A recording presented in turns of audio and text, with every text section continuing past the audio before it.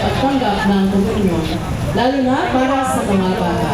Kilala rin siya sa kanyang paglaban sa modernismo at sa pagtataguyod ng malinaw na katuruan ng simbahan.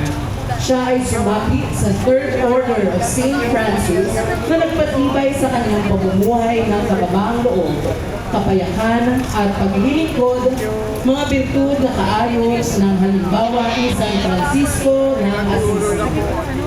Pumanaw siya noong 1940 at hinirang na santo noong 1954 ni Pope Pius XII.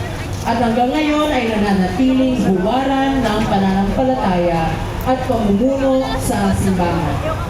San Pio de Chimoy, panalangin mo kami. Ang imahe ni San Pio de Chimo ay sa pangangalaga ng St. Pius X Parish sa Paco, Maynila, sa pangunguna ng kanilang pura paroko, Reverend Father Neofil Aguilon, kasama ng kanilang delegasyon.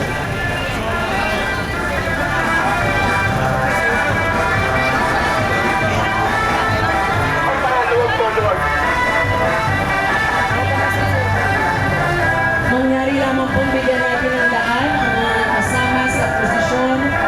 Sa ating pong mga tagapanood, maaari po luminig po tayo para magkaroon po ng daan sa bigyan. Maraming salamat.